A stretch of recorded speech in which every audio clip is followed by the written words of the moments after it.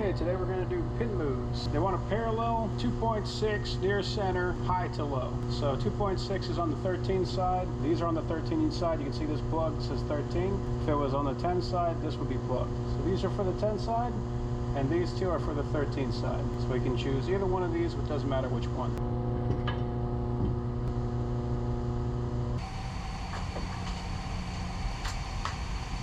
So we're on 2.6. Near center is right here. This is the pin we're moving. What we're essentially moving is this right here. See, this is a little dog, so when the plate hooks on, it goes over this pin right here. And that's what positions it in the center so that the registration all lines up on those plates. So we're going to take this inside this hole and we're going to move it so that it's parallel, the same position, 180 degrees out. So we need a parallel high to low. First, we need to find out what the low is, because that's going to be our measurement. We're on the low because we got the yellow mark right here. So I'm going to need to put this gauge on, but this pin is going to have to line up with the side of the cylinder, so I need to clean that off. So a lot of people use a knife. I can just use this. Just kind of scrape off any buildup and make sure it's nice and clean.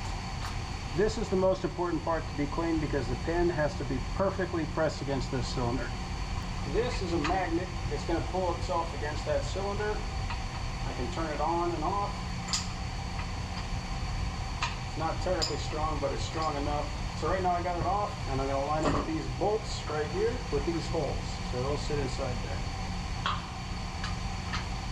And I'm just going to get them started.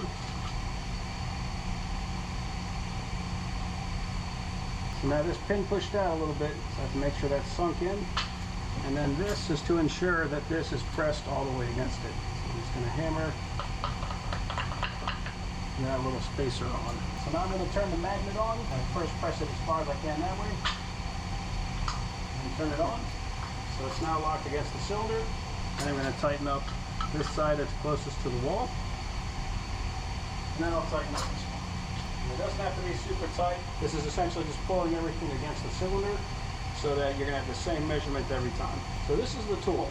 And this slides right on top of the dog, nice and firm, just like that. So we're going to measure against the sides here to see exactly where we are. And if you look in there, you can kind of see that pin sticking out. It's right about here. So I'm going to line this up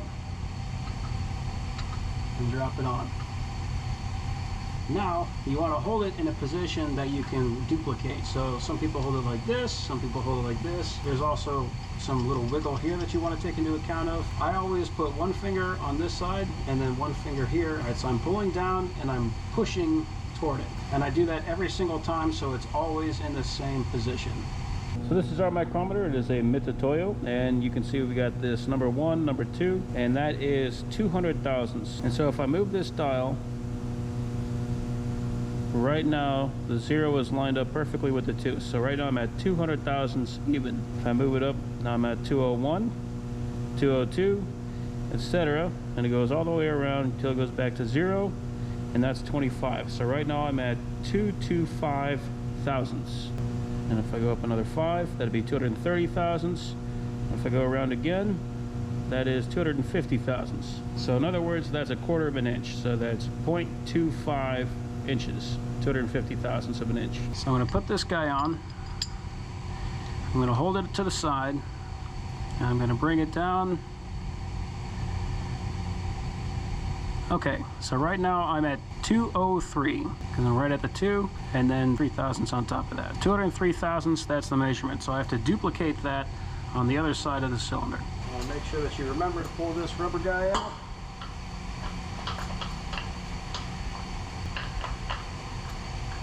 That's what happens to a lot of these, is they end up getting dropped or lost or forgotten about.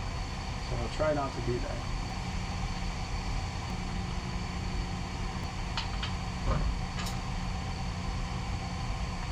I'm going to write that down, 203.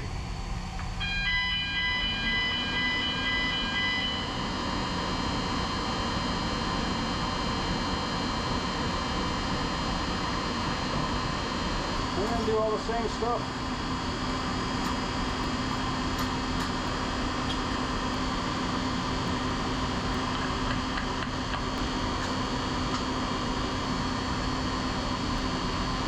So let's see where we are.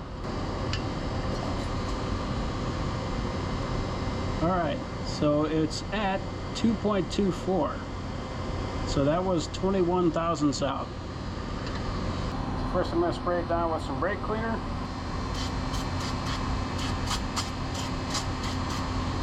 And some WD-40. The reason I'm doing that is to get this thing to move. You want it to be nice and lubricated. The brake cleaner kind of breaks up any ink that's in there, and then this lubes the dog so that it can slide around.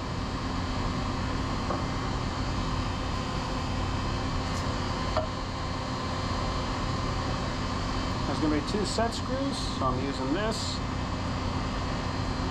We got ones that are ball ends, and we've got ones that are straight and flat like this. I prefer the straight and flat ones. There's no ball on the end. With the ball, you can get it at a weird angle, which is good. But with this one, it has a much better grip. The ball ends have a tendency to round. Okay, so what I want to do next is I want to make sure that I can get it to move. So the reason I grabbed this is I'm going to slap it in here, and I'm going to tap it on the other end with a hammer. Okay, so we got a little movement. Right now it's up against this set screw, so I'm going to have to move it away.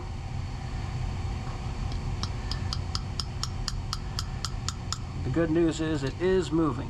So sometimes they don't. That's makes this a little bit more difficult.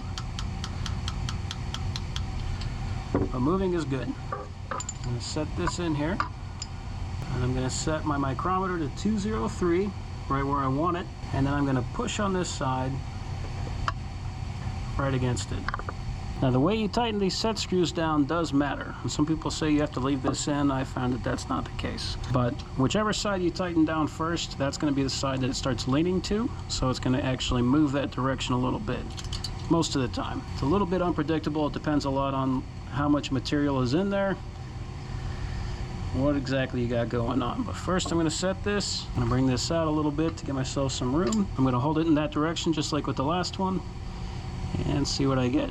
Okay, it's actually 2025.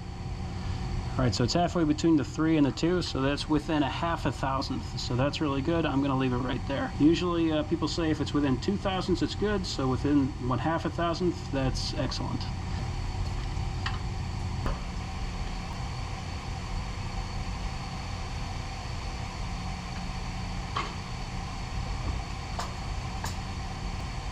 And that's it.